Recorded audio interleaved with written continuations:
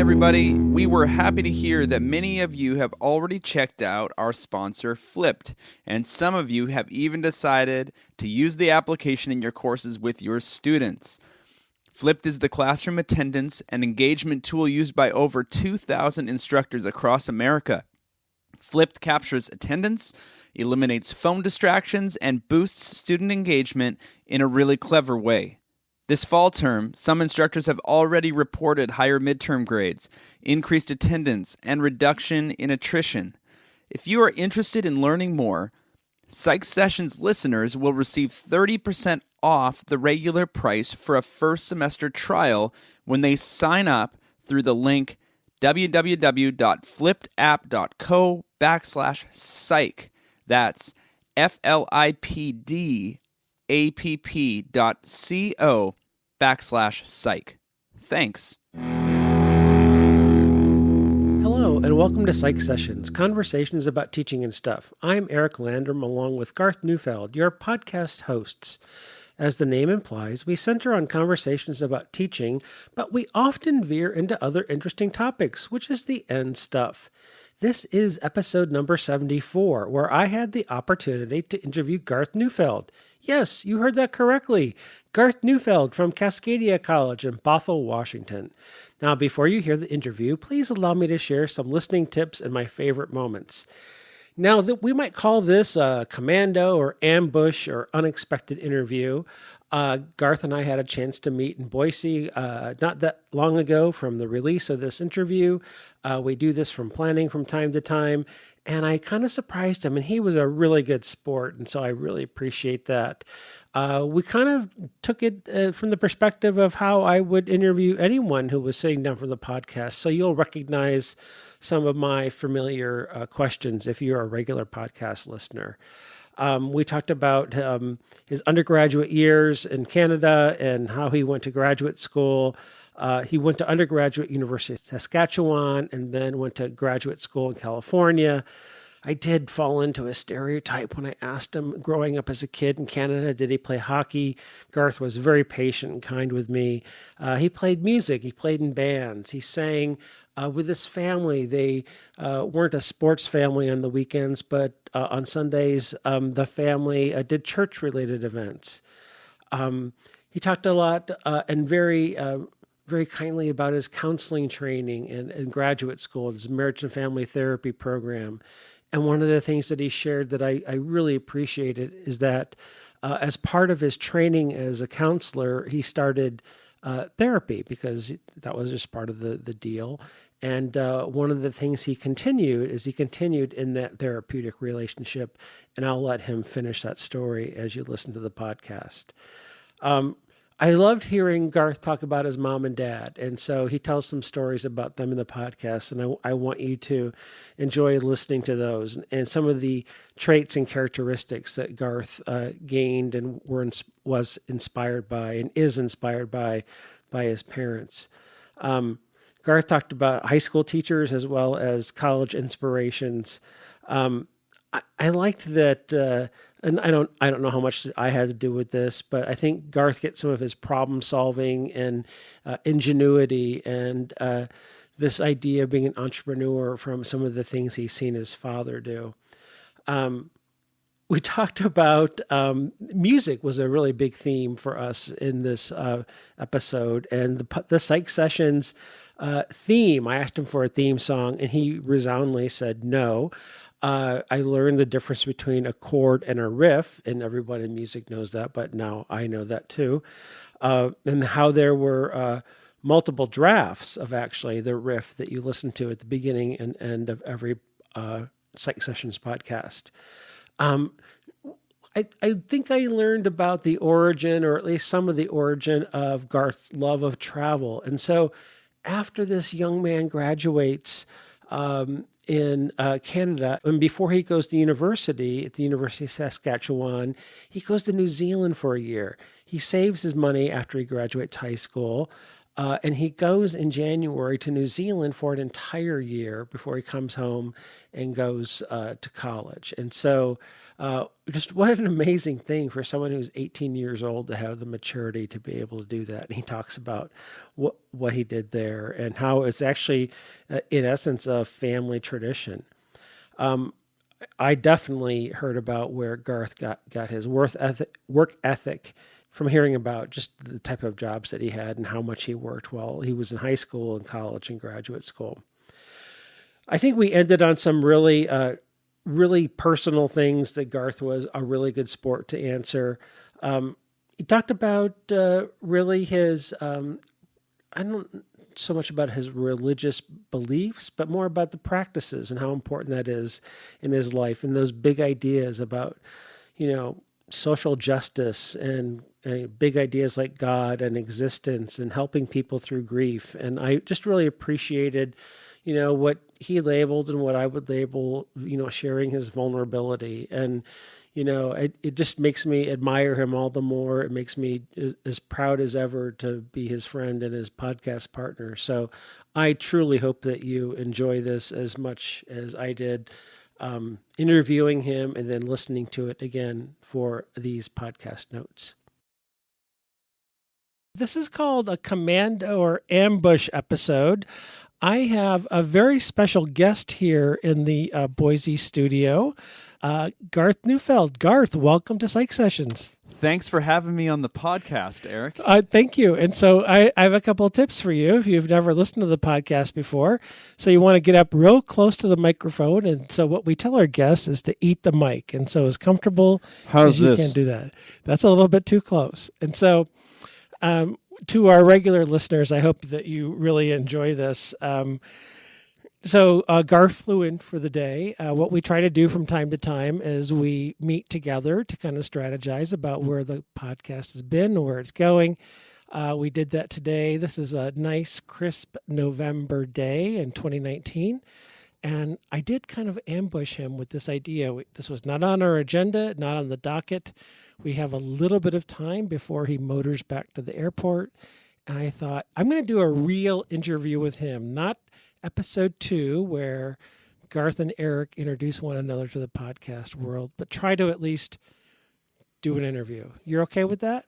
Yeah. It was interesting when you didn't tell me about this at all. I didn't, and I apologize for that. No, that's fine. But I had that feeling that I've seen that I've heard from so many people. Wait, I've had the feeling that I have recognized in so many people when you ask them to do the podcast.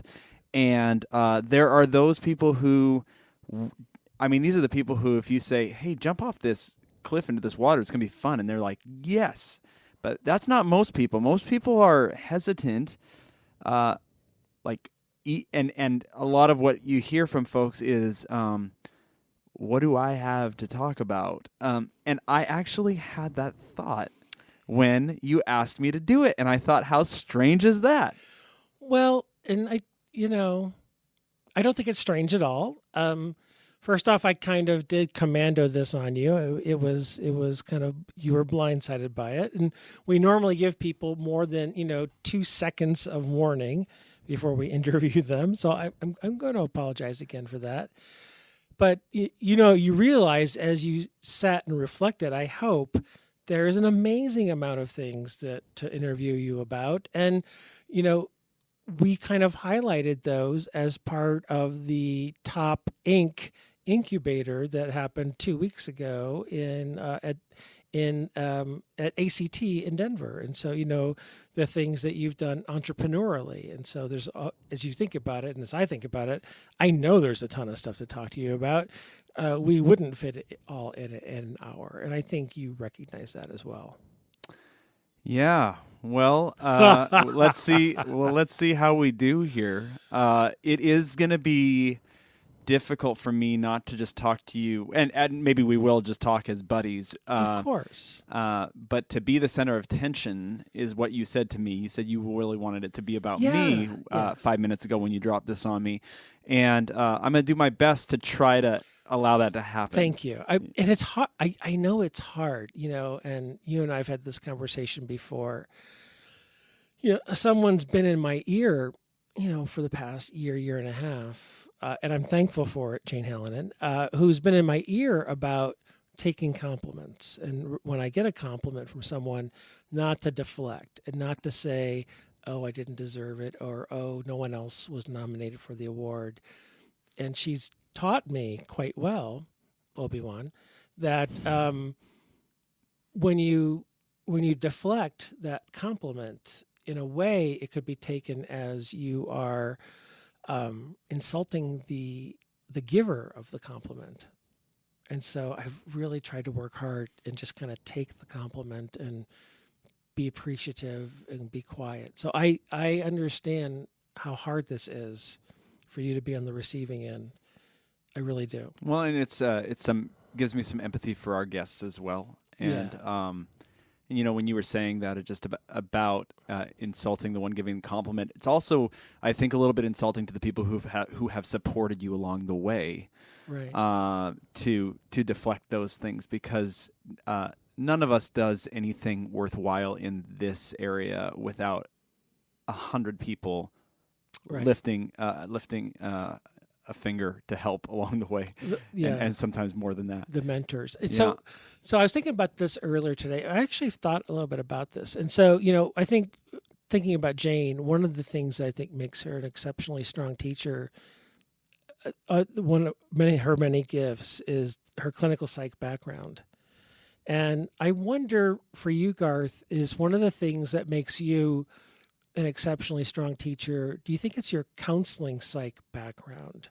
I think, for her, I think her training in that gives her some insights into problem solving in the classroom, where I've watched her, not in her classroom, but in workshops, giving talks, interacting with faculty, where I've seen her apply clinical skills. Yeah. Do you think that works for you, what you're doing in your classroom and in your workshops, when you're working with faculty, when you're working with students? Do you think that's to your advantage? I'm sure it does, but I don't have that awareness that it is doing that. When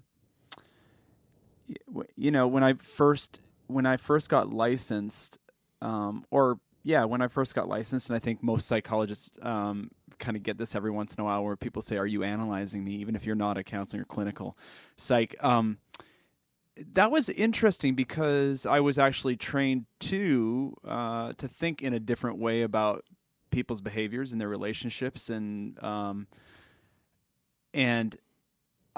when people asked me that, even when I was in the middle of my education, or later when I was getting licensed, or in my early career in counseling, I never felt like I was doing that. Maybe that's why I didn't go into that profession. But I never felt like I was thinking about people as patients or clients or anything like that. I just thought of people as people, and I never really, unless I was sitting across from them in a room, I wasn't thinking about myself as Counselor Garth. I was just thinking about myself as Garth. So I do think that probably some of those skills, they've got to carry over, right? Yeah. But it's not something that resonates with me when you ask it. Yeah. So you don't think, like, the listening skills that you were taught as a counselor, the kind of reflecting on what someone's telling you and being able to help them process? I mean, I wasn't trained as a counselor, so I may be out in left field here, but yeah, one of the interesting things for me was that I felt like I was so underprepared for college and for graduate school. I was so young when I was getting my counseling degree. I think I learned most of what I know now after all of that. So yeah, did I read some books? Yeah, did I learn some things? Yeah. I don't think I had a whole lot of I don't think that my education was a game changer for me right away. okay, that's interesting. Yeah. But it was I'm not going to put words in your mouth.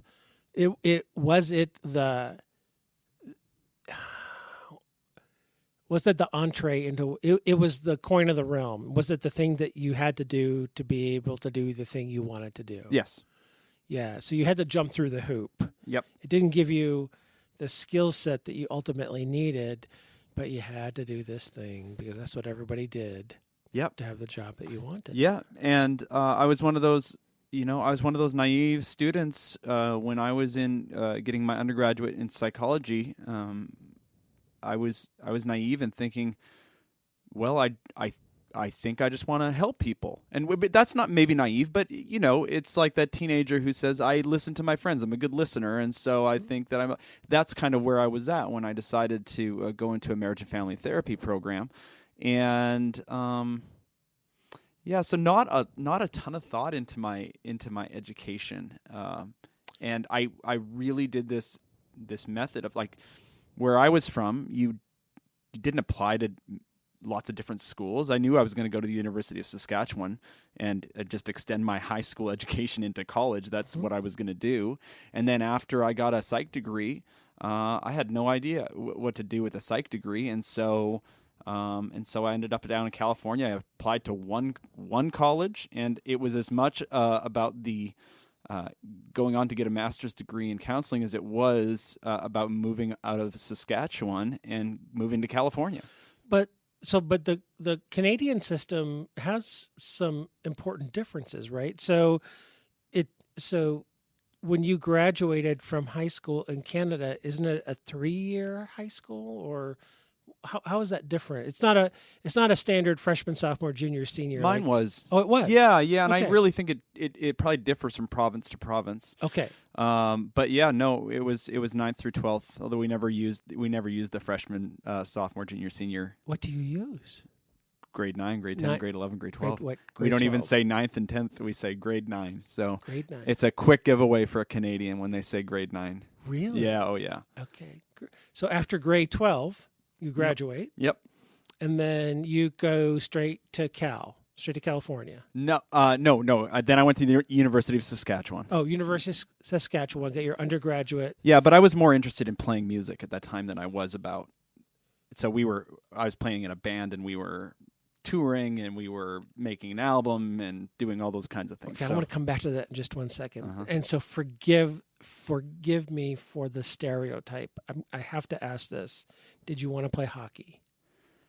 No, I never played organized hockey. We were when hockey was, first of all, it was expensive. My family didn't have a lot of money. Okay. And hockey always took up the weekends, and our weekends were spent. I don't know what we did on Saturdays, but Sundays was a religious day for us. So we would spend that day going to church and stuff. And so it wasn't on the table to do some other kind of like sports sorts of things. And so, yeah, so hockey, I loved hockey, played casually all the time as you do growing up, but never organized. So here's one of the things that I love about this podcast, and I think I've written about or talked to people about. When you go to a conference, you get caught up on things. You might have discussions about the hottest new book or a teaching conundrum that you have, but we rarely have this conversation. And maybe I've asked you this before, and I'm sorry I don't remember. Do you have brothers and sisters? Yeah, I have 2 older sisters, and I think on episode 2, okay. I think we did talk about this. Yeah, and I remember because you always talk about birth order, but you always like find it interesting with a guest. I do. You're like, oh, well, that's interesting. And you always say things like, we'll come back to that. And you never tell us what you know about birth order. I just know stuff out of books, out of researchers. Yeah. I mean, I know the stuff that I used to give a birth order lecture in intro psych when I used to teach intro psych. And it's always one of the most fascinating lectures for students because it's something that every student has. Yeah. And it's something that almost every student is interested in. So you're the youngest of 3. Youngest of 3. And then tell me, and I apologize if this has already been on episode 2. Tell me the age gaps. No, we didn't talk about this. So my oldest sister is 5.5 years older than me. 5.5. Uh-huh. I don't know why I always remembered that. No, I get it. But then my middle sister's 3.5 years older than me. 5.5, 3.5, and then you are the baby. And I don't remember.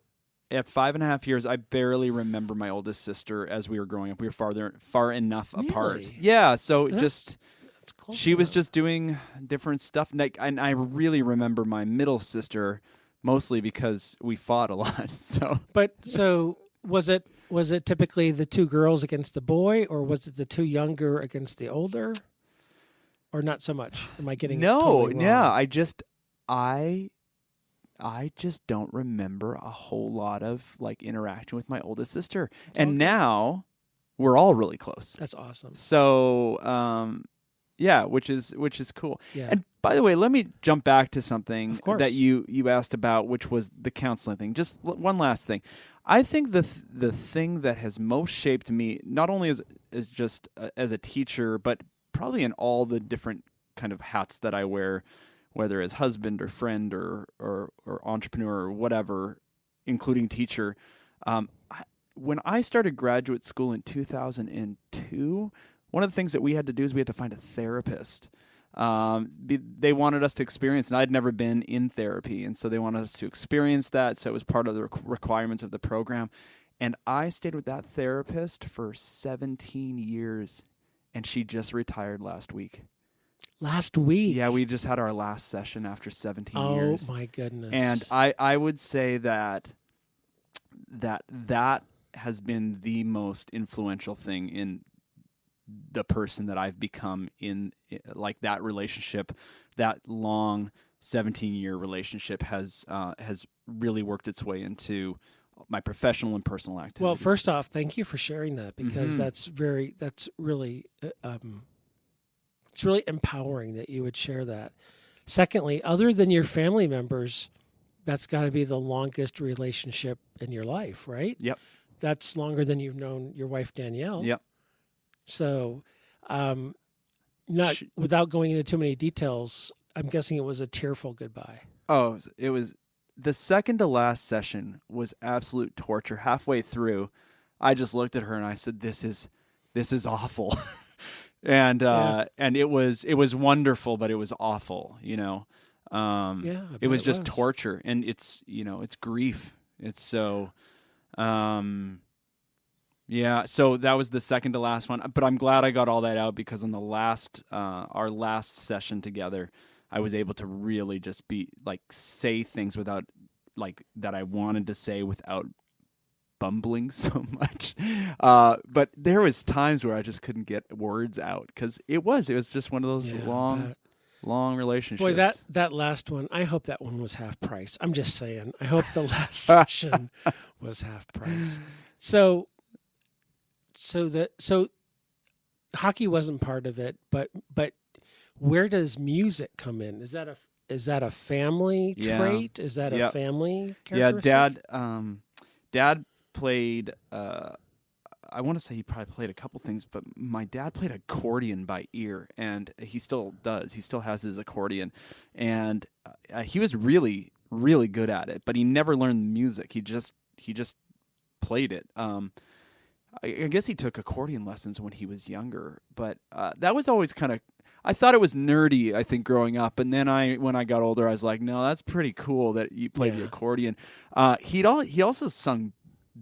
Like, he would sing bass, so four-part harmonies. That's what our family grew up singing, and so wait. We did sing together sometimes. Yeah, it would happen. The singing Neufelds? No, we didn't have a name. No, no. Come on, there's got to be video somewhere. No, definitely not. No, but and we didn't do that a lot together. But my mom sung.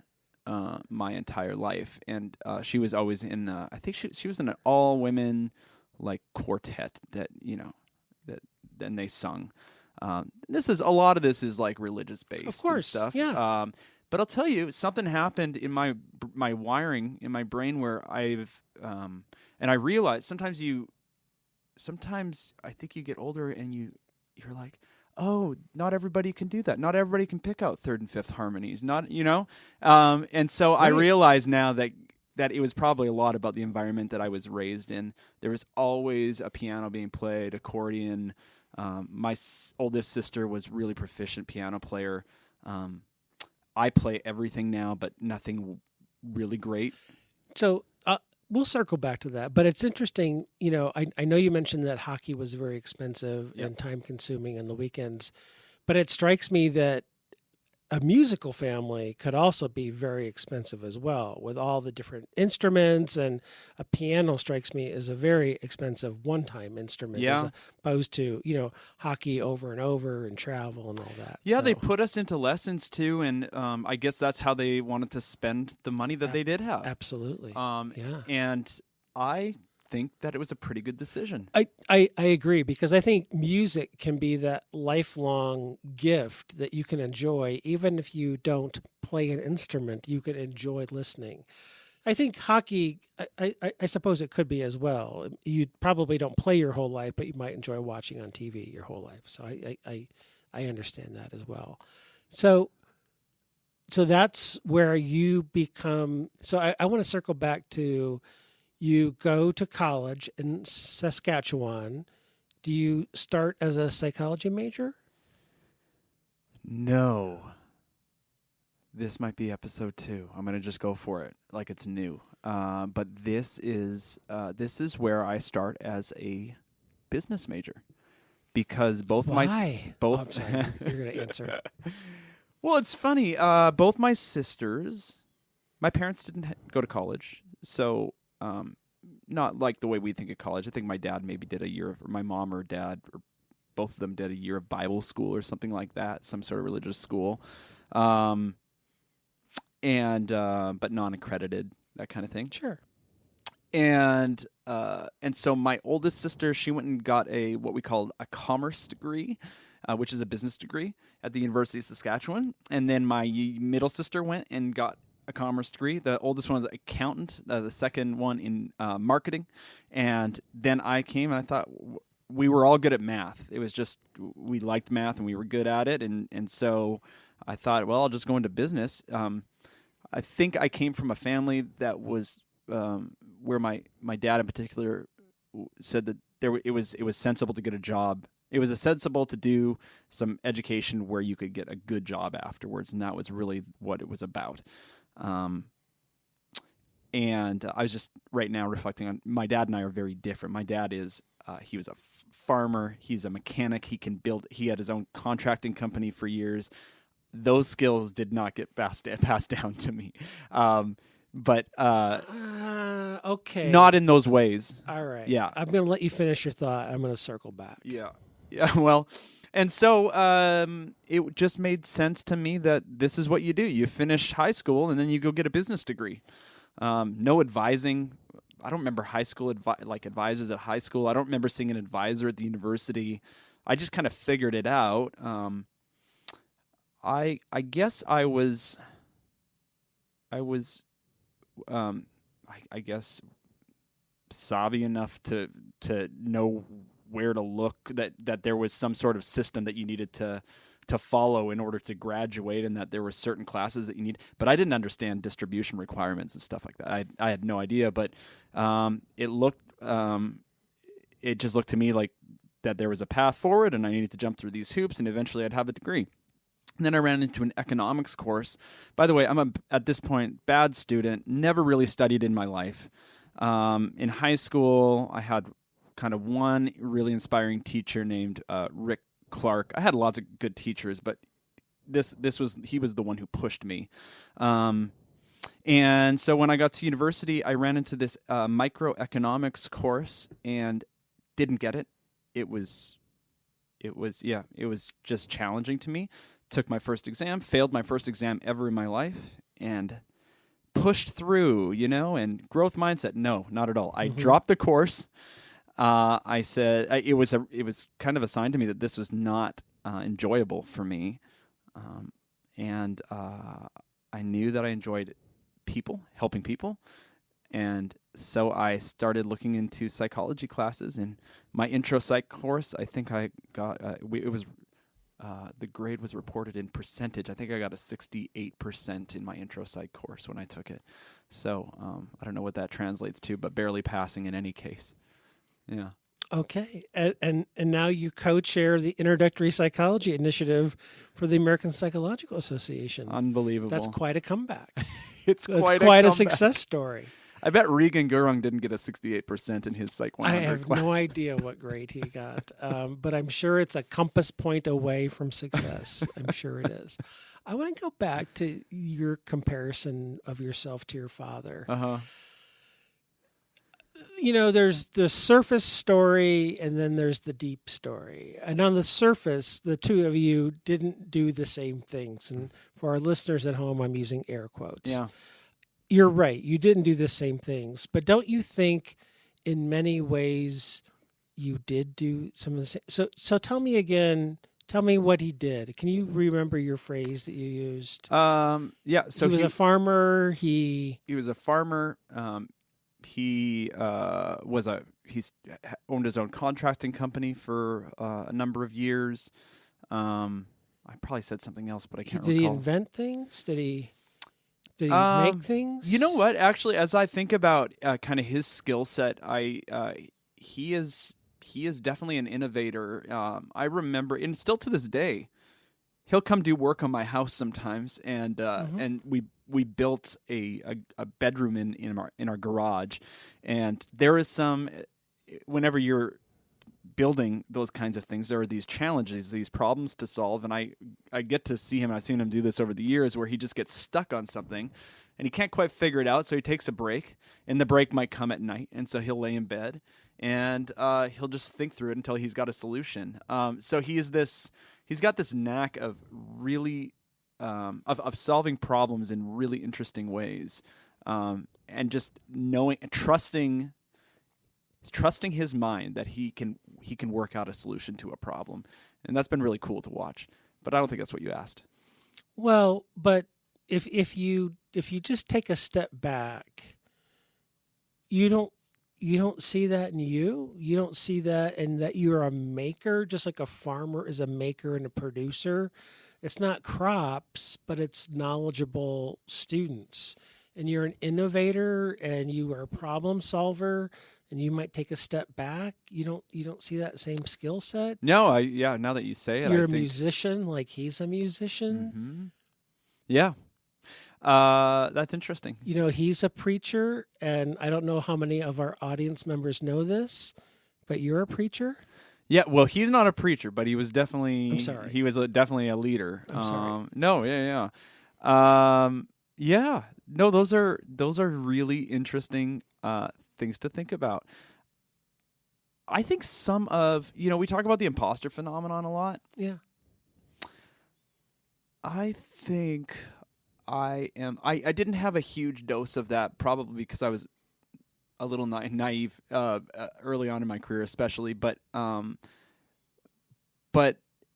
as I have done some things and found a little bit of success with some ideas and following them through to completion, never alone, by the way, always with the help of friends and colleagues. But as I've tried a few things and pulled them off, and you get that self-efficacy, and I think now I can look back and say, oh yeah, there is some of that in me, some of those successes, those strengths that he had, I think, or has. I think I can see some of those things in me, but only recently. Okay. Yeah. Good. I mean, and it's not that you're bragging, hey, I've got all the skills that my father has. And some people are like, I don't ever compare me to a parent. I had a terrible upbringing. I don't ever want to have that comparison. And if that were the case, I don't want to put you in that corner either. But it didn't sound to me like that was your experience. No. And I'll tell you what I got from my mom. Please, absolutely. She's an amazing, just gentle person, and so I got I probably didn't get that much of that part, but I did get the culinary skills from my mom. So I have a Mennonite family background, and we have a cuisine that is all our own, and so that's what we grew up eating, and I have a love for food in every way. I guess I kind of want to circle. I want to hear first band name. First band that you were in. What was the name of the band, please? So it was the Milton Flows. Okay. Do you want to know why? Yes, please. Because my father's name is Milton, and my mother's name is Florence. Oh. And that was always hysterical to me and my friends, that my parents' names were Milton and Florence. It just seemed so, 1950s. Yeah, And that seems right out of a 1950s sitcom. Yep. So we were the Milton Flows. Are there any like T-shirts with the Milton Flows out there, or CD cases? No. No. No merch. No merch. Yeah. There was never a logo. There was never a logo. I'm trying to figure out if I want to go here. I was a part of another band later on that had more success, and it was the band that I played in during university. The name of our band, which is, there's nothing wrong with it, I'm not going to say it, but the name of our band was to me now just a little weird, a little insensitive to a particular group, and so and so the music we played was fantastic. We were a funk band. The Milton Flows were more a straight ahead rock band, but this was a funk band. The keyboard player that I played with, everybody was incredibly talented. The keyboard player I played with, his name is Thomas Yu. He's from Calgary, Alberta now, or he lives in Calgary, Alberta. He's a dentist, but he's also a world-class pianist. He's played all over the world. He played when we were in New York City last year for, I don't know, maybe EPA or something like that. Mm-hmm. He was playing Carnegie that night. Oh, I think I remember you telling me that. Yeah. You went to see your friend play Carnegie Hall. Yeah, and so he was really the talent in the band, but we the rest of them were pretty amazing as well. All right, so the band that shall not be named. Yeah. Do you have T-shirts and merch of them still? We had T-shirts. We had CDs. And do you still have? We won a music award. You won a music award. Yeah. Were you on TV receiving that award? We never went to receive the award. We were college students. We didn't have any money to go. Okay. We had to travel, 8-hour drive away to go receive it. And so you're going into Canadian provinces. That's right. Back and forth. It was in Winnipeg is where the award was being given away, and we were all the way in Saskatoon. So was there another band after the band that shall not be named? No. After that, I moved, and that was really hard. That was a big loss to not have that. The camaraderie of a band is a really special thing, and so when I moved to California, I think we were just kind of and a couple of the time worked out where the couple of guys were moving east to Toronto and stuff as well. So it was time. We did one reunion show, which was 1 year later or a year and a half later after I had left, and I'd met my wife Danielle in California, or my girlfriend at the time, and she came back to Canada with me to negative 35 degrees, and that's love right there. Yeah, it is, and then she got to see my band play our last show, which was really fun for us. And so, what was what instrument did you play in the band? Yeah. I don't think I could have played any instrument at that level that we were playing at. I sang. You did. I did, yeah. Mm-hmm. So I'm going to be ignorant here. Alto? Would it be an equivalent of an alto? No, not that high. Typically for women would be like soprano or alto, and then for men it would be bass or baritone or tenor, and so I'm more tenor. So all right, very good. Yeah, I sing pretty high. And do you still continue to enjoy singing today? Yeah, I do. Although I have less time for it these days, but I'm always writing or I'm always working on something. On a musical score. Yeah. Just whenever I'm inspired, I'll pull out my guitar and just write something, but. It's mostly for me now. It's not so much for anybody else. Feel like the world has moved on in so many ways. Well, so for Psych Sessions listeners, for loyal listeners, you should know that the chord, is that the right word? Mm-hmm. The chord at the beginning and the ending of our episodes is a Garth original chord. That's right. You recorded that as well. So. Yeah. Yeah, we'd call it a riff. I'm sorry. A riff, yeah. A riff. Yeah. Yeah, that was an interesting one. I knew in my head what I wanted it to sound like, and then I had to grab a guitar and figure out how to play it, because I'm not a great guitar player. So that was a relatively easy little riff to play. What was the last complete song that you wrote? Complete song? I couldn't even tell you. Okay. It's been a long time. Can we have a Psych Sessions theme song? No. Wow, do you want to take some time to think about that? Yeah. Or do you want to give the answer's still answer no. right away? Yeah. Why can't we have a theme song? What is it? What are we going to write it about? It'd be cheeseball. It would have to be a joke. It'd have to be a parody. Yeah. But I don't write parody.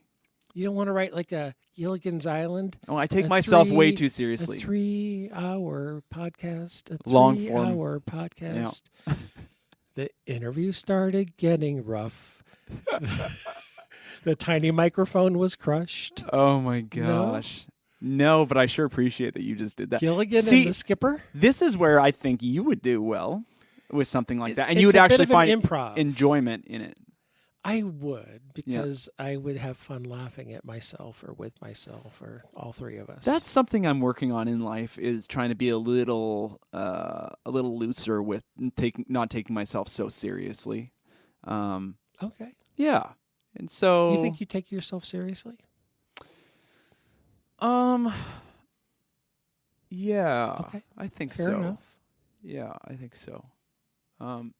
Now that doesn't mean I don't play, am I going to say this right? Fast and loose sometimes.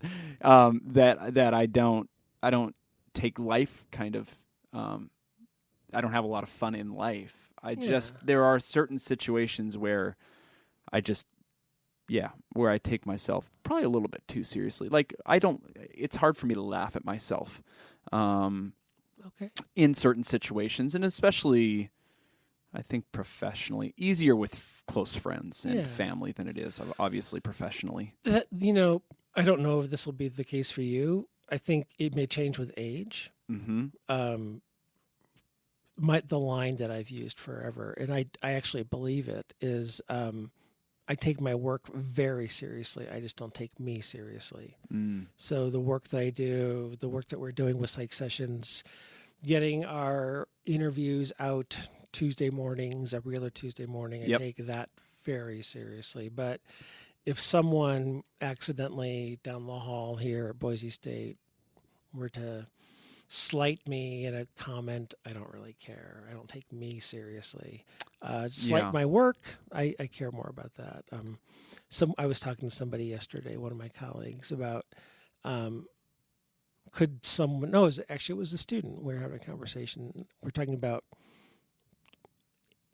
being insulted in a class or in a conversation. And I said, you will never insult me. And if you did, you'll never know it, because I will never let you know that, because I would be giving you power. Oh, interesting. To insult me. So, and I should say, when I say I take myself seriously, it really does have to do with I am not going to be the person. I'm not going to be the first one to jump up in an improv session or something like that, like we did at APA. Yeah. I'm not going to be the first person to say to put myself on the stage. But it's not like I have this fragile ego or something like that. I'm probably more like you, where if somebody says something about me, I can pretty quickly sort through what that is and whether it applies, and actually take it as, and maybe this is why I take myself so seriously, is that if somebody said something like that to me, I would need to analyze it and figure out if it's true or not. Right. And then what that means to me if it is true, or what that means if it's true, what kind of response I need to have. And the source makes a big difference. I mean, if it's someone I barely know, okay, thanks, appreciate that. If it's someone I really know super well and I really respect and admire, then I'm going to give that all the attention in the world, and I'm really going to take it seriously. Yep. And that that could cut me to the quick, and that wouldn't offend me, but knowing that I might have hurt somebody or offended somebody, that would get my attention immediately. I remember once when I was still working at Highline College when I was sitting beside Sue Franz, and I was on my phone while we were at a all-faculty meeting or something like that, and I think the president was speaking, and she said, so she like did that equivalent of like elbowing me in the side, said something to me about hey, chin up or whatever it was, and I remember thinking when it comes from a source like that, that's somebody looking out for you. That's somebody who's trying to mentor you, and trying to not let you make a mistake. Yeah. Mm-hmm. If it was another colleague up there, she probably wouldn't have elbowed you. Yeah. When it's the president of the college. Yeah. She was looking out for you. Yeah. All right. So I still like the idea of a psych sessions theme song. Maybe it has to be an instrumental if you're not going to make up lyrics. Yeah, no. No, it's not going to happen. It's not going to happen. Not even a major chord. Could we get a major chord? Like when I do the interview, there's a major chord that introduces me. When you do the interview, there's a minor chord that introduces you. Oh, you would get the minor chord, actually. Okay. Yeah. You get the major and I'll get the minor. Fine. Yeah. Be that way. I've often been interested, and I'm pretty sure that there's research on this. I just haven't looked for it, but about how minor chords even affect all kinds of things, mood and those sorts of things. But what that does on like a podcast or something like that, does it close people down? Does it open them up? I mean, I think opening music, what I liked about the riff that I ended up coming up with is, I don't know why I'm talking about this right now, but I'm going to talk about it. So what I like about the riff is it's kind of pretty and melodic at the beginning, and then at the end it has this kind of final. It says something. It says we're starting. It's like a call. Yeah. You did a bunch of them, right? Didn't you do a bunch of them, or did you record a bunch of them? I tried a couple of different ones, and I tried to record this riff because I heard it in my head before I picked up a guitar or an instrument, and I tried to do it on a keyboard, and it didn't work so well. And it wanted to be a guitar. It wanted to be electric guitar, and it wanted to be an electric guitar with distortion. Listen to that. Yeah, that is a musician talking, isn't it? The riff wanted to be a guitar. I actually think this is not an original idea, and I don't know I can't tell you exactly where I got it from, but I kind of feel like that about any creative endeavor, that even some of the things that we've done together, psych sessions. Of course, you can't prove any of this, and I like thinking about things this way. That there are certain things that want to be created and want to be brought into the world. You like the notion that sculpture was inside of that stone the whole time. Yeah, I do like that. That's kind of nice. Yeah. So do you have any of the other riffs recorded anywhere in a Dropbox folder? Oh, I probably do, but they probably wouldn't be worth listening to be quite honest. I was hoping maybe you would tack them on to the end of this recording. Oh, I could look for them to kind of if they were handy just for our listeners. Yeah, since you won't play any music ever again for our listeners. So this is interesting. This is one of those moments where I could say to myself, take myself a little too seriously not to put that stuff on there. But I think in this situation, I think I would be actually just fine with that. But they're not good. But it's not about being good. It's about there was a process that you tried there were multiple drafts. Yeah. And you finally came upon a final draft that presented itself to you as good enough. Yeah. It is a cool way to think about it. If I can find them, I'll throw them on the end. Yeah, but don't spend more than 2 minutes looking for them. No, I know. Because I don't want you to waste your time. Yeah, I hear that. Yeah. All right. So thank you for playing along with me because I have a feeling we went to a couple places there that were slightly uncomfortable, and I appreciate that that you have played. So you changed to psychology as a major in Saskatchewan. you do a 4-year gig there, or did the change of major cost you a semester? As it No, often no, does? just I was so early on that it didn't really Gotcha. affect things. So I got my bachelor's degree in psychology. Did you do undergraduate research? Were you a RA, a TA, member of Psychi? Nothing. Okay. I was so You were in bands. I was so poorly advised. I was just there to get the credits and pass the classes. I didn't understand how it fit into the whole scheme of education or future or career or anything like that. How far away from home were you? Oh, I lived at home the whole time. You lived at home. Yeah. So you never lived on campus. You didn't have that. Never had that experience. Although after high school, I took off and lived in New Zealand for a year before I came back and went to school. Wait a second. Time freaking out. Yeah. Did we forget that little part of the timeline? God, I feel like we've talked about this before. Yeah, but not on microphone. Oh, yeah. Yeah, those are called regular conversations. All right. So wait a second. So you graduate at 18 from high school. Yeah. And then what gets you down to New Zealand? So a tiny little religious college down there, 1 year, non-accredited. Both my sisters went to the sister school of this New Zealand school in Germany, and they are called Cape and Ray schools, and so that's and they have a bunch of them all over the world. And so my folks always they did encourage us to. They thought that overseas travel and experiences were really helpful and good, and so boy, that sunk in for you, didn't it? It sunk in. Overseas travel. Yeah. You know what's interesting, though, is that my parents never paid a penny of any of that. So anything past 18, I mean, I lived at their house for free, but that New Zealand trip or year, and then also my undergraduate degree, my graduate school degree, I found out, I worked it out how to pay for all that stuff. So I'm going to come back to that. So you're 18 years old, and you're in Saskatchewan. Yep.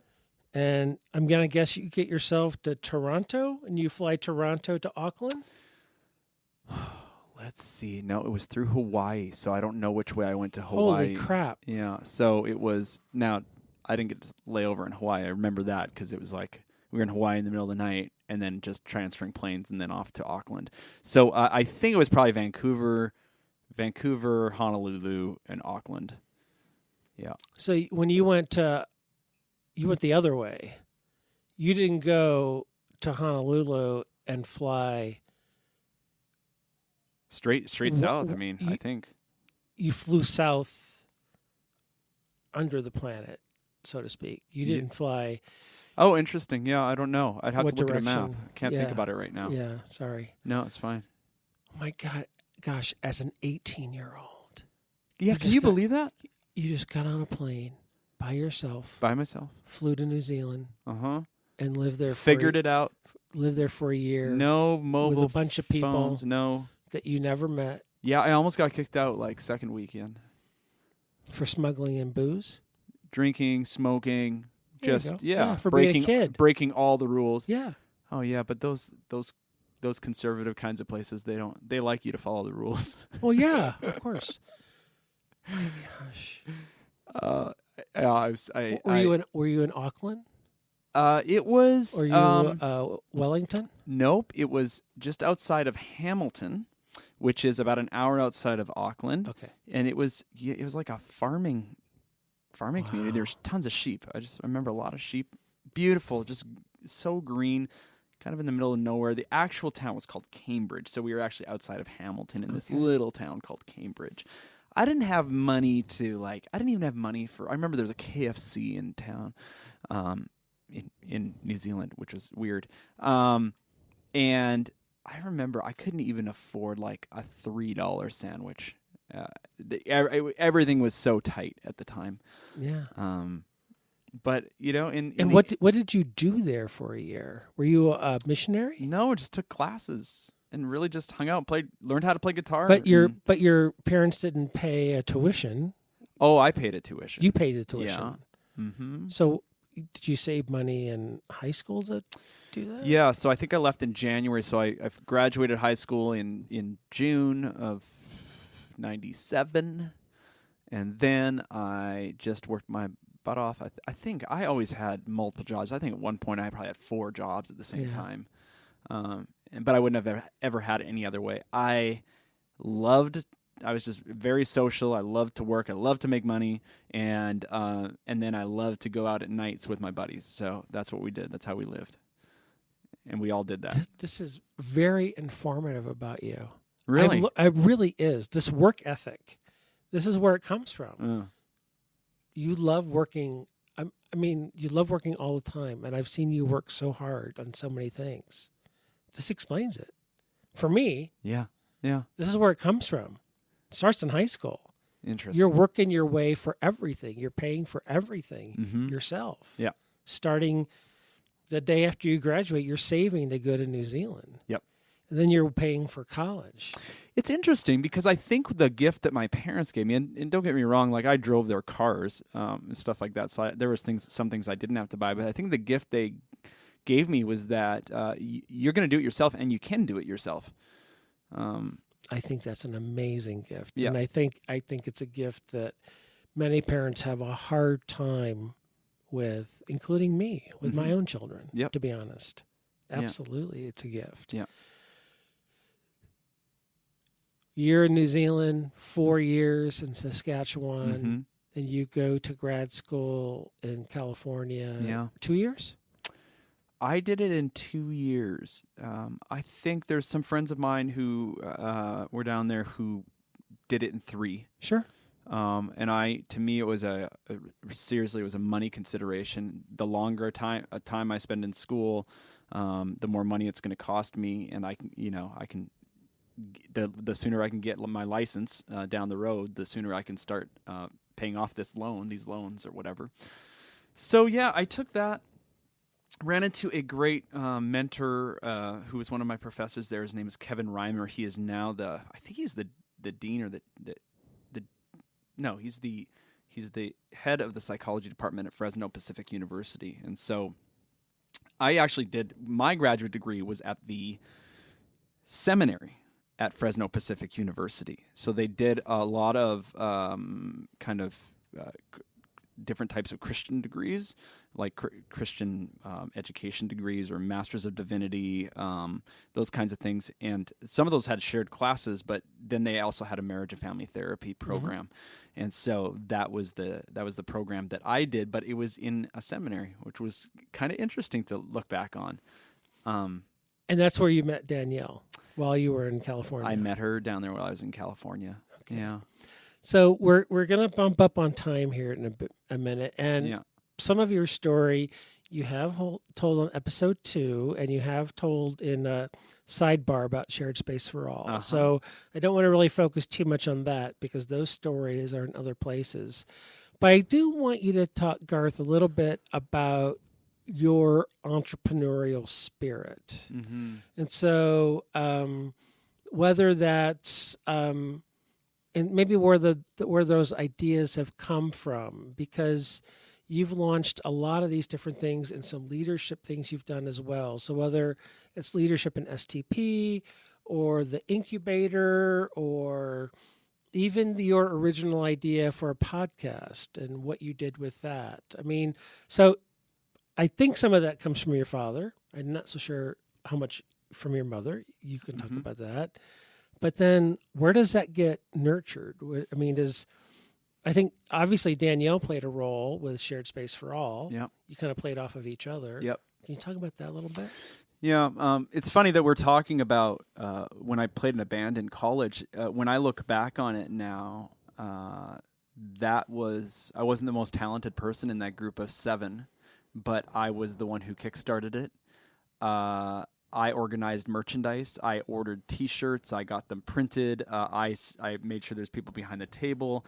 I got us recording. I made the album, and kind of pushed these things through, obviously with help from other people. But that was my first. I think that was my first entrepreneurial adventure, and I I don't know what that did to me, but I never really thought about it in that way till we've been talking. I think I just love to create things. I love to build things. But half of the things you just mentioned, you've done for Tip Northwest. Yeah. For sure. Yeah. Which you invented. Yeah. Yeah. It's just fun for me to do these things. I don't even know that there's ever a plan. I was re-listening to Dana's episode, and he at one point said, "I just decide to do things and then I do them," like as if to say it's not planned out. And I really resonated with that because I just decide to do things and then I do them.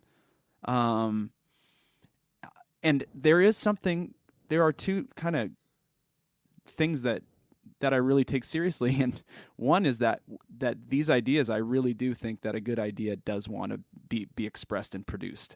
And so that there's a Paulo Coelho quote from The Alchemist, and I'll probably butcher it right now. It's something along the lines of when you have an idea that you want to bring into the world, that everything, that the whole world conspires with you to help you achieve it. And that's honestly been my, whether it's the people around me, institutions, organizations, friends and colleagues or whatever, sometimes it just takes putting the words out into the world for other people to get behind it and say, yeah, look, we're going to get with you on this. And there's nothing that I've been able to do that I could have ever pulled off by myself. So I think I have two questions about that. So do you have ideas that you want to pull off that you haven't tried yet? You don't have to say what they are. No, I have no ideas right now. That you haven't. All right. And do you think that everyone has the capability to do that, or do you think some people do and some people don't? I don't know. It's a great question. I don't know if it's a great question, but I don't. I mean, the obvious answer I want to say is no, everybody can do it. But it does take, there's going to be a certain skill set that somebody has to have, I suppose. And it takes public risk-taking. Mm-hmm. I mean, you have to put yourself out there, and you have to say, I'm going to do this thing, and it might fail. Yep. And sometimes the risk-taking is reputational, sometimes it's financial, sometimes it could be career-wise. I mean... Right. So for one of the most recent things is Top Inc., which we did at ACT, which was so much fun. And I remember I had to get the support of the executive committee from STP in order to do this. And so I got on a call. They asked me to get on a call with them in one of their meetings, and I remember trying to explain this idea that wasn't completely worked out because we hadn't done it yet. Yeah. But I had this idea that I thought could maybe work. And I'm not sure what their typical conversations are with people who are bringing ideas to them, but they asked really hard questions. And afterwards, I wanted to do it, but I was also okay with not doing it because I think that some of the questions expose some of the weaknesses or potential weaknesses. Well, perhaps, but I'm guessing that hardly anybody probably brings them ideas. And they're probably not out of the box because they have lanes for the ideas. If you want an instructional research award, there's a form for that. Yep. If you want a small partnership program grant, there's a lane for that. And so when someone brings them, an idea that's outside of a lane, yeah, they are going to ask hard questions. And I get that. And good for you for having the wherewithal to answer those. I don't see it as a flaw on their part, and I see it as a credit to your part. Yeah. I'm sorry, that was a compliment. Thank you. They're hard to recognize. You don't have to acknowledge it. No, that's fine. But I mean, you might say they exposed some flaws in it, but you were birthing the idea right there in front of them. Mm-hmm. There's going to be stuff that you haven't fully thought about. who has fully formed ideas the first time they come to life. Right. Well, and what it ended up doing is it ended up strengthening the idea, and then we pulled it off successfully, in part because of those hard questions that they asked. Right. So they helped. You do want to put yourself through that, and you want people who are honest in your life to give you that feedback. Yeah. To tell you, and there are a lot of people who. I mean, to have a room of 12 or 15 people with all kinds of different experiences and skill sets to show you the weaknesses of an idea is extremely valuable. Yeah, absolutely. Yeah. They were doing their due diligence. They weren't trying to shoot you down. They were trying to make sure it had optimum levels of success. I would just say the other thing that I most recently, I get excited by different things I read or come across, and they last a couple years for me. When I get an idea that really just resonates with me, it lasts a little while. And the most recent one is this book called Story Brand that I read about a year ago. And it is so helpful in understanding and really just breaking down entrepreneurship in its in its kind of basic parts.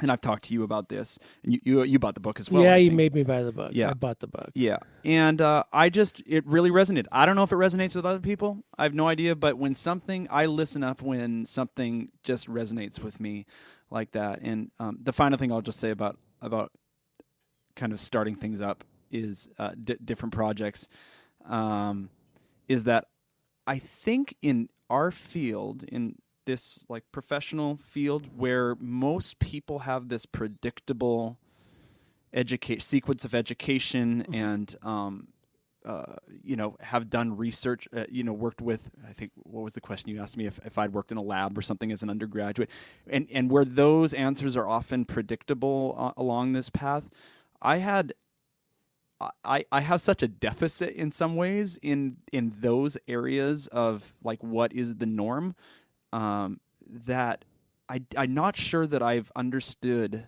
and I don't mean deficit it's just difference, but it is a deficit. It is a deficit in when I go to work on certain projects with people like you or whoever. There are some things that I don't know because of my education background and just the way it went, but it also allows me to think outside of the box, I think, a little more easily, which is fun.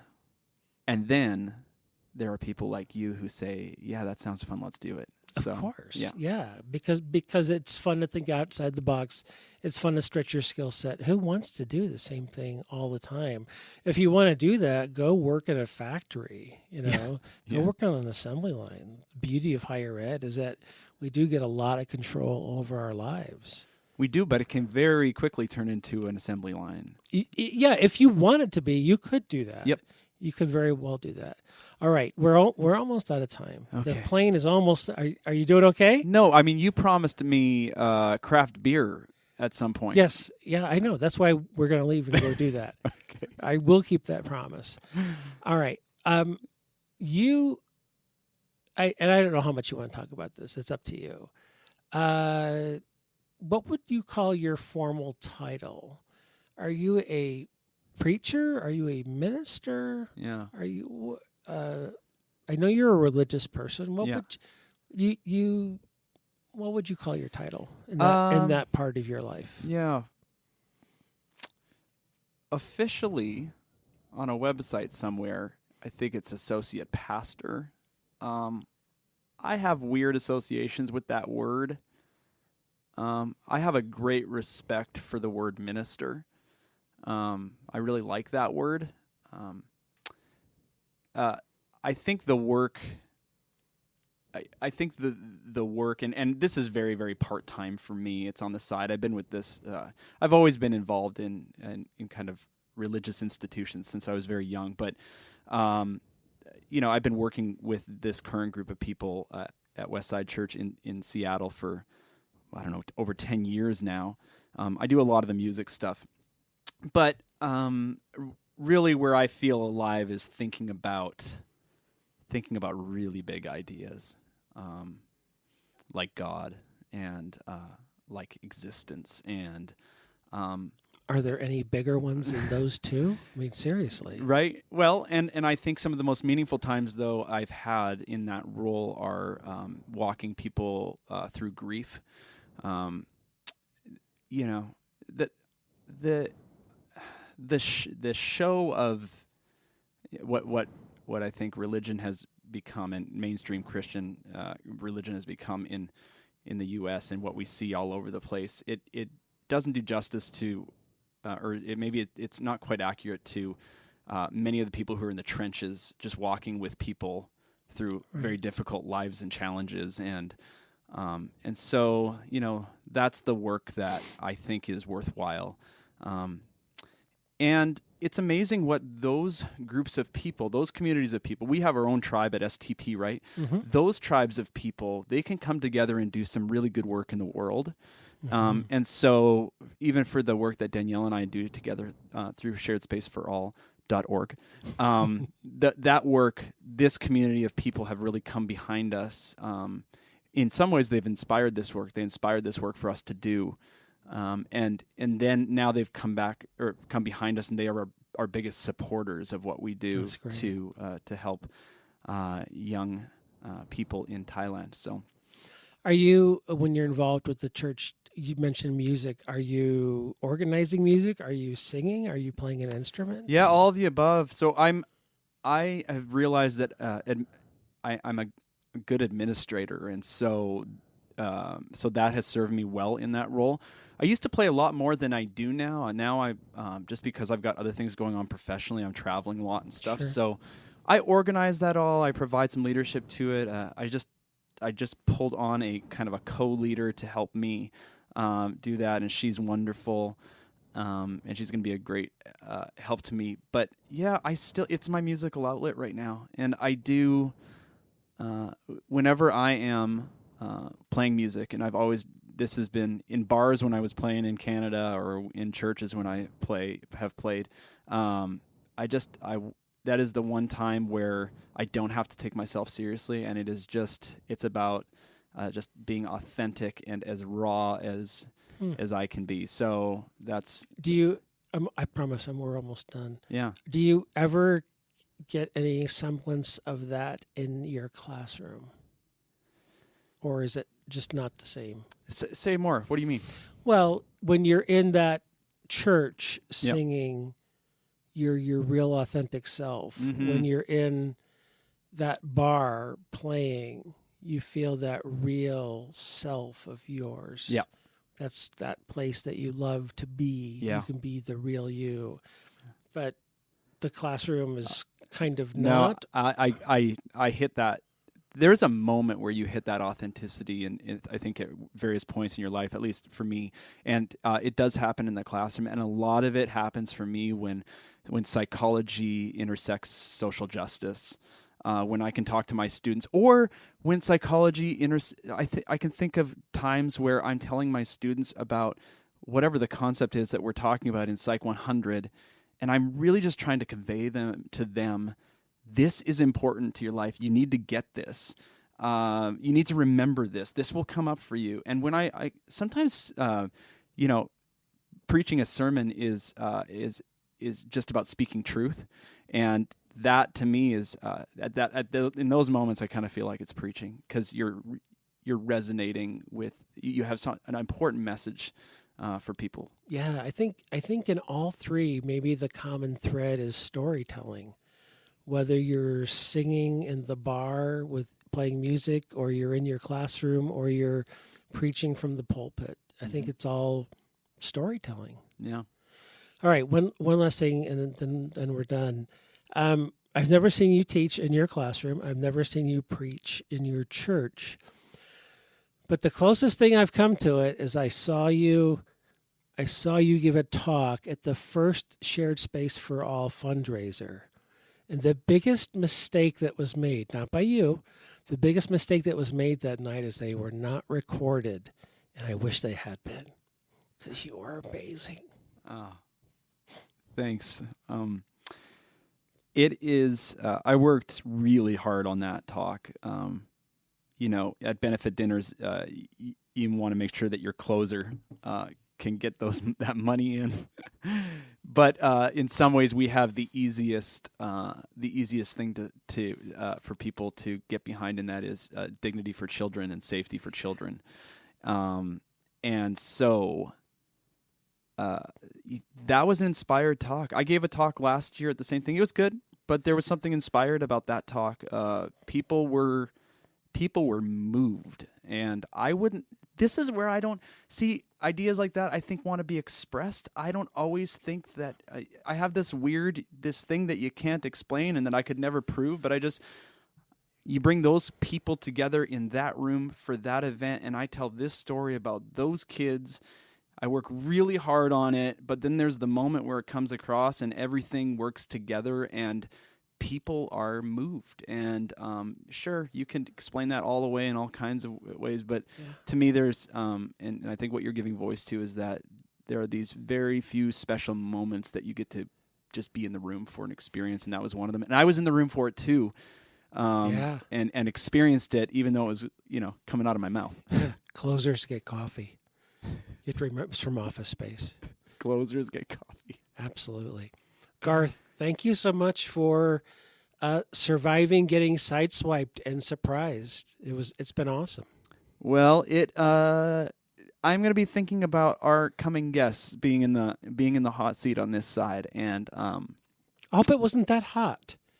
No, but it was honest. And one of the things I pride myself on is just being I'm a really authentic person. I don't mind vulnerability, and but we definitely went there today, which was awesome. Yeah, Brene Brown would be proud.